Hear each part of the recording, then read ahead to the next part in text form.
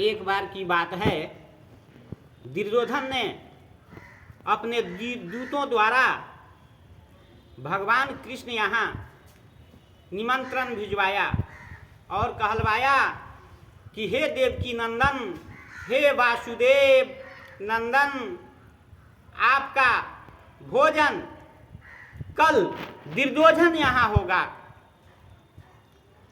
इसे सहर्ष स्वीकार करें। दूतों की ऐसी वाणी को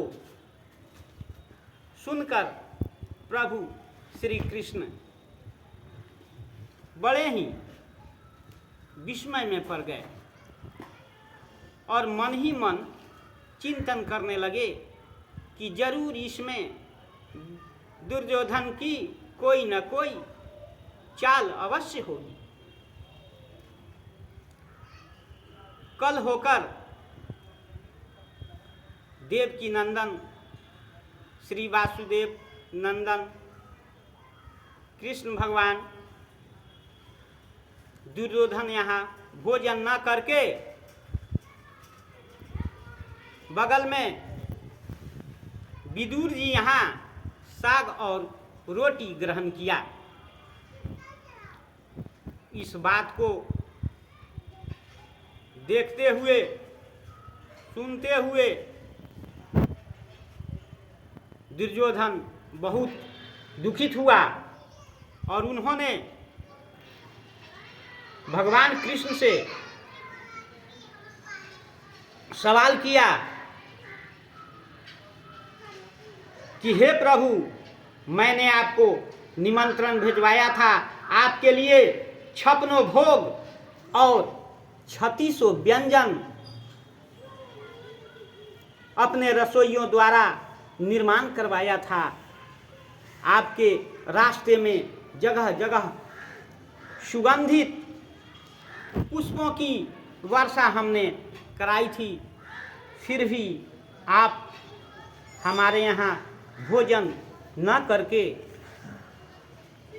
और काका श्री विदुर जी यहाँ भोजन ग्रहण किया, क्या कारण है? देवकी नंदन वासुदेव नंदन श्री कृष्ण भगवान ने कहा कि हे दुर्योधन, इसमें 36 व्यंजन और 56 भोग की बात नहीं है। बात यह है कि तुम जो है अपनी प्रजा से खून चूस चूस कर संपत्ति संचय करते हो और अपनी जनता पे, अपनी प्रजा पे बहुत अत्याचार करते हो। दुखित जनता अपने नहीं खाती है, लेकिन तुम्हें कर जो है दे देती है, मजबूर होकर भूखे रह जाती है, अपने बच्चों को भूखे सुला देती है, रोती कलपती रहती है और तुम हर्ष मनाते रहते हो। दुर्योधन ने कहा कि यह बहुत ही गलत बात है, आप इसे सिद्ध करें।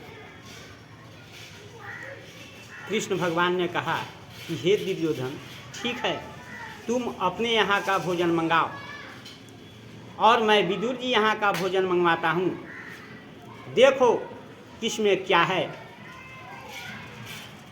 दोनों तरफ से भोजन आया और प्रभु श्री कृष्ण ने कहा कि देखो दुर्योधन, ये विदुर जी यहाँ का भोजन है,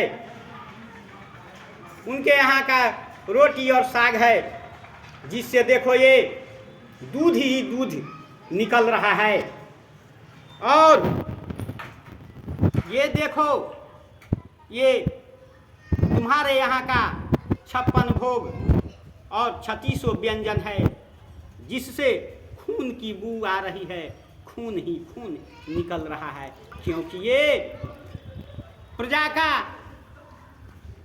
चूसा हुआ कर स्वरूप खून है।